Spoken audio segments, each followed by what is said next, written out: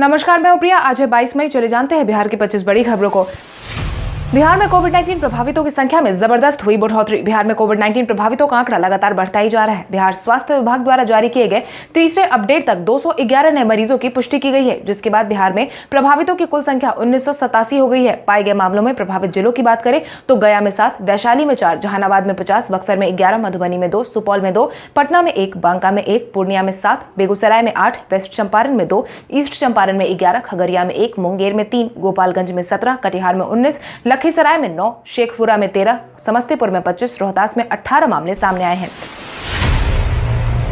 बिहार में कोविड-19 से ठीक होने वालों की संख्या में हुआ इजाफा। बिहार में कोविड-19 प्रभावितों की संख्या लगातार बढ़ती जा रही है। वहीं बीते 2 दिनों के भीतर बिहार में अब तक 250 से ज्यादा नए मामले सामने आए हैं। लेकिन इसी बीच बिहार से एक राहत भरी खबर सामने आई है। बीते दिन स्वास्थ्य मंत्रालय द्वारा जारी किए गए रिपोर्ट के अनुसार बिहार में कुल मिलाकर 558 मरीजों के ठीक होने की खबर सामने आई है। बीते दिन 5 मरीज आरा के मिले हैं, जिन्होंने कोविड-19 की परीक्षा को पास कर ली है, जिसकी जानकारी भोजपुर के डीएम ने दी है। वहीं पटना के भी क्वारंटाइन सेंटर में 8 मरीजों के ठीक होने की खबर सामने आई है।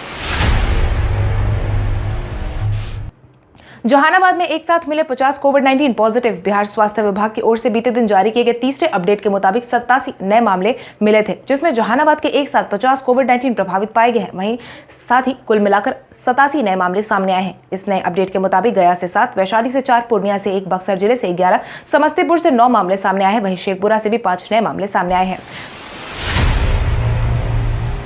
क्वारंटाइन सेंटर को लेकर मुख्यमंत्री नीतीश कुमार ने सभी अधिकारियों को दी सलाह। क्वारंटाइन सेंटर को लेकर मुख्यमंत्री नीतीश कुमार ने अपने सभी अधिकारियों को सलाह देते हुए कहा है कि प्रखंड क्वारंटाइन केंद्रों पर प्रवासी मजदूरों की संख्या काफी बढ़ रही है, जिसके कारण केंद्रों की व्यवस्था को और ज्यादा सुदृढ़ करने की आवश्यकता है। उन्होंने कहा कि क्वारंटाइन केंद्रों पर प्रतिनियुक्ति कर्मियों द्वारा नियमित ब्रीफिंग पर जोर देने की जरूरत है। इससे प्रखंड क्वारंटाइन केंद्रों पर पूरी व्यवस्था बनी रहेगी। मुख्यमंत्री नीतीश कुमार ने आगे कहा कि बड़ी संख्या में लोग वापस आ रहे हैं, उन्हें रेलवे स्टेशन पर रिसीव कर प्रखंड केंद्रों तक पहुंचाया जाए, किसी को भी कोई असुविधा ना हो। रिजल्ट के मामले में टॉपर्स की फैक्ट्री माना जाता है बिहार का यह स्कूल। बिहार बोर्ड 2020 की 10वीं की परीक्षा का रिजल्ट आज जारी होने की उम्मीद जताई गई है, जिसके साथ ही लोगों की नजर जम्मू स्थित सिमुलतला आवासीय विद्यालय पर टिक गई है, क्योंकि कई सालों से टॉपर्स यहीं पे मिलते आए हैं। इस बार भी सबको यही उम्मीद है कि इस साल का टॉपर भी सिमुलतला से ही निकलेगा। हालांकि रिजल्ट जारी करने के बाद इस बात का खुलासा हो जाएगा कि आखिर इस बार भी सिमुलतला स्कूल रिकॉर्ड कायम कर पाएगा या नहीं। आपको बताते चले, साल 2019 के 10वीं के रिजल्ट में टॉप 10 की सूची में शामिल 18 में से 16 विद्यार्थी सिमुलतला के ही थे। सिर्फ 2019 ही नहीं, 2018 में भी 10वीं के रिजल्ट में टॉप 10 में शामिल 23 विद्यार्थी में सर्वाधिक 16 सिमुलतला के थे। 1 जून में बिहार के इन स्टेशनों पर शुरू हो जाएगा ट्रेनों का परिचालन। 1 जून से ट्रेनों के परिचालन की प्रक्रिया को शुरू करवाने का आदेश जारी किया गया है, जिसके बाद केंद्र सरकार ने 1 जून से 200 रेलगाड़ियों को पटरी पर चलाने का आदेश जारी किया है। इसी क्रम में बिहार में कुल मिलाकर 19 ट्रेन चलाई जाएंगी, जिसके तहत दानापुर से बेंगलुरु संघमित्रा एक्सप्रेस, अहमदाबाद से Muzaffarpur special express, Raxaul Anand Vihar Satyagraha express, New Delhi से Rajendra Nagar Sampoorna Kranti Muzaffarpur Anand Vihar Saptakranti Ahmedabad Patna Azimabad express, Lokmanya Tilak terminal Pataliputra express, New Delhi Rajgir Shramjeevi express, Tatanagar Danapur express, Danapur Secunderabad express, Ahmedabad से दरभंगा साबरमती एक्सप्रेस समेत कई ट्रेन 1 जून से पटरी पर नजर आएंगी। NIOS की DLED डिग्री लेने वाले अब रोजगार के लिए मान्य। नौकरी करते हुए जिन भी शिक्षकों ने national institute of opening schooling से DLED कोर्स किया था, अब वह रोजगार के लिए मान्य हो गए हैं। इससे पहले बिहार में NIOS से DLED करने वालों को लेकर कई तरह के वाद विवाद देखने को मिले थे, जहां पर इन्हें रोजगार मुहैया करवाने से मना कर दिया गया था। मगर अब national council for teacher education ने इस बाबत पटना हाईकोर्ट द्वारा दिए गए फैसले को स्वीकार करते हुए इस कोर्स की मान्यता प्रदान कर दी है। सड़क बनाने में अब प्रवासी मजदूरों को दिया जाएगा काम। बंद की अवधि में दूसरे राज्य से वापस लौटे प्रवासी मजदूरों को रोजगार मुहैया करवाने में बिहार सरकार प्रतिबद्ध नजर आ रही है। इसी क्रम में बिहार सरकार ने प्रवासी मजदूरों को रोजगार मुहैया करवाने का जिम्मा लिया है, जिसका ऐलान पथ निर्माण मंत्री नंदकिशोर यादव ने किया है। जिसके तहत उन्होंने बताया है कि विभाग ने सभी जिलाधिकारियों को मजदूरों के स्किल के आधार पर सूची बनाने का निर्देश जारी किया है। अब ज्यादा से ज्यादा ग्रामीण क्षेत्रों में सड़कों के निर्माण में मजदूरों की मदद ली जाएगी, क्योंकि हाईवे निर्माण में मजदूरों की उपयोगिता थोड़ी कम होगी, इसलिए सड़क के निर्माण में इनका इस्तेमाल किया जाएगा। 25 मई से पटना में 10 जोड़ी विमान के परिचालन की हो सकती है शुरुआत। कोविड-19 के बढ़ते असर के बीच केंद्र सरकार ने अर्थव्यवस्था को पटरी पर लाने के लिए विमानों के परिचालन की अनुमति दे दी है, जिसके बाद अब 25 मई से देश में घरेलू हवाई सेवाओं की शुरुआत हो जाएगी। जिसके बाद अगर सब कुछ सही चला तो पटना से 10 जोड़ी विमान उड़ान भर सकती है। विमानन मंत्री हरदीप सिंह पुरी ने इस बात की जानकारी देते हुए कहा है कि 25 मई से घरेलू विमान सेवा शुरू की जाएगी। इसके लिए सभी एयरपोर्ट और एयरलाइंस कंपनियां उड़ान भरने के लिए तैयार हैं। हालांकि अभी सिर्फ ग्रीन जोन के लिए विमान सेवा शुरू की जाएगी। फूल की खेती करने वाले किसानों को मंदिर खुलने का है इंतजार। बंद के चौथे चरण में सरकार ने कुछ क्षेत्रों में छूट तो दी है, वहीं मंदिर सहित सभी धार्मिक स्थलों और किसी भी आयोजन को अभी बंद रखने का आदेश जारी किया गया है, जिससे फूल की खेती करने वाले किसान काफी ज्यादा परेशान नजर आ रहे हैं, क्योंकि फूल की खेती करने वाले किसान मंदिरों में फूल बेचकर अपना गुजारा करते थे। हालांकि अब मंदिर मस्जिद बंद होने के बाद उनके फूल इसी तरीके से बर्बाद हो रहे हैं। खेत में तैयार फूल की मांग नहीं होने की वजह से गर्मी में यह सूख रहे हैं, जिसके बाद अब किसानों को मंदिर खुलने का बस इंतजार है। नियोजित शिक्षकों को सरकार ने दी अब नई राहत। जब से नियोजित शिक्षक अपनी मांग से उठे, तब से सरकार उन पर काफी ज्यादा मेहरबान नजर आ रही है। इसी क्रम में सरकार ने अब नियोजित शिक्षकों को एक और राहत भरी खबर सुनाई है। शिक्षा विभाग ने सड़कों पर उतरने के दौरान जिन भी शिक्षकों को काम से वापस निकाला था, अब उन्हें वापस लेने का आदेश जारी किया है, जिसके तहत शिक्षा विभाग में आदेश जारी कर दिया गया है। हालांकि शिक्षा विभाग ने उन सभी शिक्षकों को अलग रखा है जिन्होंने नियमों के दायरे में मांग नहीं रखी थी, बल्कि तोड़फोड़ का हिस्सा बने थे। श्रमिकों के मुद्दे पर राजद और नीतीश सरकार आई आमने सामने। प्रवासी श्रमिकों को वापस लाने के मामले में राजद और बिहार सरकार एक बार फिर से एक दूसरे के आमने सामने है, जिसके तहत राजद नेता शिवानंद तिवारी ने सवाल करते हुए कहा है कि कुछ भी कहे, सबको वापस नहीं ला जा सकता है। सरकारी दावों में दूर दूर तक कोई सच्चाई नहीं है। जिसके जवाब में जदयू नेता जय कुमार सिंह ने कहा कि सरकार की मंशा पर सवाल खड़ा करने के अलावा विपक्ष के पास और कोई काम नहीं है। हालांकि कोविड-19 के इस माहौल में विपक्ष बस राजनीति कर सकती है। सरकार प्रवासियों को लाने की पूरी कोशिश कर रही है और वही उनके लिए यहाँ पर पूरी व्यवस्था की जा रही है। जेपी नड्डा की अध्यक्षता में भाजपा ने शुरू की चुनावी तैयारी। कोविड-19 के इस माहौल में भाजपा ने बिहार विधानसभा चुनाव के लिए तैयारियां शुरू कर दी हैं, जिसके तहत पार्टी के राष्ट्रीय अध्यक्ष जेपी नड्डा ने बिहार भाजपा कोर ग्रुप की बैठक की है। वीडियो कॉन्फ्रेंसिंग से हुई इस बैठक में प्रवासी कामगारों के सकुशल घर वापसी और विधानसभा चुनाव की तैयारियों पर बातचीत की गई है। वहीं जेपी नड्डा ने बिहार भाजपा के आला नेताओं को बूथ स्तर पर संगठनात्मक ढांचे को नए सिरे से जागरूक करने का टास्क दिया है। इतना ही नहीं, जेपी नड्डा ने बूथ स्तर पर लंबित सप्तऋषि मंडल के मनोनयन की प्रक्रिया को भी 30 मई तक पूरी करने का निर्देश जारी किया है। राजद नेता तेजस्वी यादव ने की छात्रों के रेंट माफ करवाने की मांग। नेता प्रतिपक्ष तेजस्वी यादव ने अपने सोशल मीडिया के माध्यम से बिहार सरकार से गुजारिश करते हुए पटना में रहकर किराए पर पढ़ने वाले छात्रों का रेंट माफ करवाने की मांग की है, जिसके तहत उन्होंने कहा है कि कोविड-19 के इस माहौल में पटना में रहकर पढ़ने वाले छात्रों को सरकार अगर मदद करना चाहती है तो मकान मालिकों से उनका रेंट माफ करवाए, ताकि छात्र जो बंद में माता पिता की मजबूरी की वजह से मकानों का किराया नहीं चुका सकते हैं, उनका आसरा भी ना छिन जाए।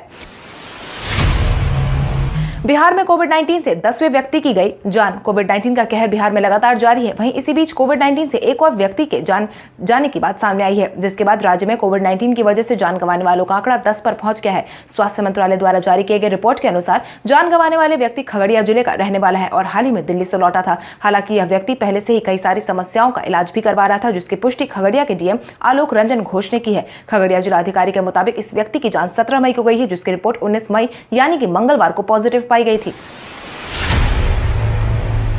प्रवासी मजदूरों को रोजगार दिलवाने के लिए मुख्यमंत्री नीतीश कुमार ने जारी किया आदेश। प्रवासी मजदूरों को रोजगार दिलाने के लिए बिहार सरकार पूरी प्रतिबद्धता के साथ काम कर रही है। इसी क्रम में मुख्यमंत्री नीतीश कुमार ने बीते दिन कोविड-19 के संक्रमण से बचाव के लिए किए गए बैठक के दौरान बिहार लौट रहे प्रवासी मजदूरों को रोजगार देने के लिए गठित स्पेशल टास्क फोर्स को काम में तेजी लाने का निर्देश दिया है। रोजगार उपलब्ध करवाने के लिए बनाए गए राज्य स्तरीय टास्क फोर्स को अविलंब शुरू करवाने का निर्देश जारी किया गया है। उन्होंने अधिकारियों से यह भी कहा है कि अगर टास्क फोर्स ने किसी तरह से संशोधन की आवश्यकता समझे तो फिर उन्हें शॉर्ट टर्म पॉलिसी या मिड टर्म पॉलिसी के संबंध में सुझाव दे सकते हैं, ताकि अधिक से अधिक लोगों को रोजगार मिल सके और प्रवासी मजदूरों को किसी भी परेशानी का सामना न करना पड़े।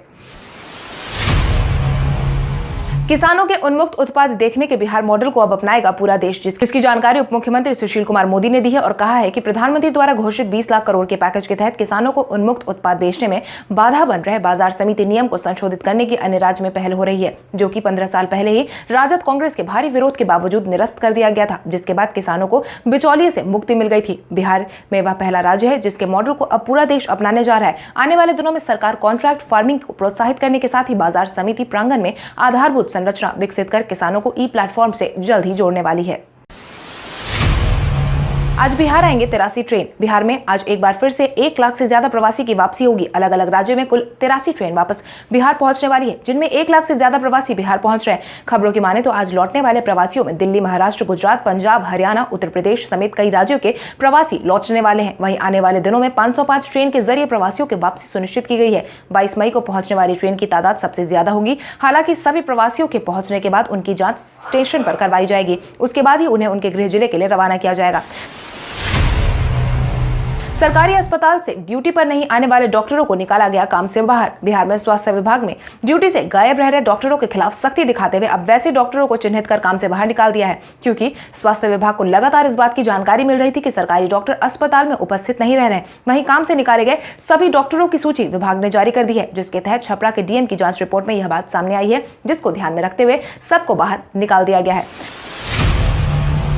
राजद नेता शिवानंद तिवारी ने मुख्यमंत्री नीतीश कुमार पर कसा तंज। राजद नेता शिवानंद तिवारी ने बिहार के मुख्यमंत्री नीतीश कुमार की कार्यशैली पर सवाल उठाते हुए कहा है कि कोविड-19 के इस माहौल में नीतीश कुमार से बिहार के लोगों का भरोसा उठ गया है। नीतीश कुमार ने बिहार की जनता का भरोसा तोड़ दिया है। क्वारंटाइन में रह रहे लोगों को भोजन नहीं मिलने से लोग परेशान है। मुख्यमंत्री नीतीश कुमार के इस काम को देखकर अब ऐसा लगता है कि भाजपा भी अब नीतीश कुमार के साथ चुनाव में नहीं उतरना चाहती है। हो सकता है कि भाजपा मुख्यमंत्री का चेहरा ही बदल दे। जदयू नेता नीरज कुमार ने तेजस्वी यादव की कविता का दिया जवाब। एक और जहां बिहार में कोविड-19 के मामले लगातार बढ़ते जा रहे, वहीं दूसरी तरफ राजनीति भी जोर शोर से देखने को मिल रही है। कोविड-19 के बहाने इसे सत्ता पक्ष और विपक्ष एक दूसरे के आमने सामने हैं। वहीं बीते दिन इसी क्रम में नेता प्रतिपक्ष तेजस्वी यादव ने बिहार के नीतीश सरकार पर एक कविता के माध्यम से तंज कसा था, जिसके तहत उन्होंने लिखा था कि बिहार में एक सरकार है जिसके शासन में अत्याचार है। जिसका जवाब देते हुए जदयू एमएलसी नीरज कुमार ने कहा कि बिहार में एक ऐसा राजकुमार है जो विपदा में फरार है, जिनका दामन दागदार है, जो सत्ता पाने को बेकरार है। आईपीएल और भारत में क्रिकेट की वापसी पर बीसीसीआई ने जारी किया अपना बयान। आईपीएल के आयोजन को लेकर साथ ही भारत में आने वाले समय में क्रिकेट के आयोजन को लेकर बीसीसीआई ने अपना बयान जारी किया है, जिसके तहत बीसीसीआई के मुख्य कार्यकारी अधिकारी राहुल जौहरी ने कहा है कि गंभीर क्रिकेट गतिविधियां मानसून के बाद ही शुरू हो पाएंगे, लेकिन वह इस साल इंडियन प्रीमियर लीग के आयोजन को लेकर आशावादी है। उन्होंने आगे यह भी कहा कि खिलाड़ियों की सुरक्षा सबसे ऊपर है। कोविड-19 के इस माहौल में यह फैसला व्यक्तिगत खिलाड़ियों पर छोड़ देना चाहिए कि उनके लिए सबसे सही क्या है। हालांकि उन्होंने आगे यह भी कहा कि हम सरकार के दिशा निर्देशों का पालन करेंगे। भारत में मानसून जून से सितंबर तक रहता है। इस दौरान क्रिकेट के शुरू होने की संभावना जताई जा सकती है। वहीं आईपीएल का आयोजन अक्टूबर-नवंबर में किए जाने की उम्मीद जताई गई है। टिकटॉक के खिलाफ सामने आए परेश रावल। बीते कुछ दिनों से टिकटॉक वर्सेस यूट्यूब का खेल देखने को मिल रहा है, जहां पर कई लोग टिकटॉक को बंद करने की मांग कर रहे हैं। वहीं हाल ही में टिकटॉक स्टार फैजल सिद्दीकी की आईडी को भी बंद कर दिया गया था, जिसके बाद यह मामला पूरी तरीके से मीडिया में आ गया है। वहीं अब इस पूरे मामले पर अभिनेता से नेता बने परेश रावल ने भी अपनी प्रतिक्रिया दी है, जिसके तहत उन्होंने टिकटॉक को भारत में बंद करने की नसीहत दी है। आपकी जानकारी के लिए आपको बता दें, कुछ दिनों से यूट्यूब द्वारा टिकटॉकर्स की वीडियोस और कुछ टिकटॉक का मजाक बनाने के बाद यह मामला संज्ञान में आया था। उसके बाद यूट्यूब वर्सेस टिकटॉक की जद्दोजहद जारी है। लॉकडाउन में बिहार में पुलिस ने लिए 18 करोड़ रुपए। बिहार में कोविड-19 के बढ़ते प्रभाव के कारण जगह जगह पर बंद का ऐलान जारी किया गया था। वहीं कुछ ऐसे लोग भी थे जो बंद के नियमों का पालन करना जरूरी नहीं समझ रहे थे और नियमों का मजाक बना रहे थे। वहीं पुलिस मुख्यालय ने ऐसे लोगों से लगभग 18 करोड़ रुपए वसूले हैं। वहीं 282 लोगों को बंद भी किया है। साथ ही 904 वाहनों को ले लिया गया है। आपको बता दें, कोविड-19 के बढ़ते प्रभाव के कारण प्रशासन बार बार समझाने के बावजूद कुछ लोग नियमों का पालन करना जरूरी नहीं समझ रहे थे, जिसके बाद पुलिस ने सख्ती दिखाई है। कल हमारे द्वारा पूछे गए सवाल का जवाब आप में से बहुत सारे यूजर ने हमें कमेंट करके दिया था। उसके लिए आपका बहुत बहुत धन्यवाद। आप में से जिन यूजर का कमेंट हमें अच्छा लगा है उनके नाम है कृष्णा कुमार, शिवा कुमार, कुणाल कुमार, कोमल सिंह, बिट्टू कुमार, चांदनी कुमारी, मुस्कान सिंह, मौसमी कुमारी, प्रहलाद कुमार, धर्मेंद्र जोशी, विकास कुमार, सोनू कुमार, मोनू सिंह, लवली यादव, शिव कुमार दास। इसके अलावा हमारी टीम को और भी लोगों के जवाब अच्छे लगे, मगर समय के अभाव के कारण हम उनका नाम नहीं ले पाए। लेकिन आप हमारे सवालों का जवाब देते रहे, हम कल आपका नाम लेने की पूरी कोशिश करेंगे। तो चलिए बढ़ते हैं आज के सवाल की ओर। आज का सवाल कुछ इस प्रकार है। आपके अनुसार बिहार में कोविड-19 के इस माहौल में छात्रों के किराएदारों से रेंट माफ करवाने की तेजस्वी यादव की मांग कितनी सही है, कितनी नहीं? अपने जवाब हमें कमेंट करके जरूर बताएं। इसके साथ ही आज के लिए बस इतना ही। अगर आप ये वीडियो हमारे YouTube पर देख रहे हैं तो हमारे चैनल को सब्सक्राइब करें और बेल आइकन दबाना ना भूलें। और अगर आप ये वीडियो हमारा Facebook पर देख रहे हैं तो इस वीडियो को लाइक करें और ज्यादा से ज्यादा शेयर करें। धन्यवाद।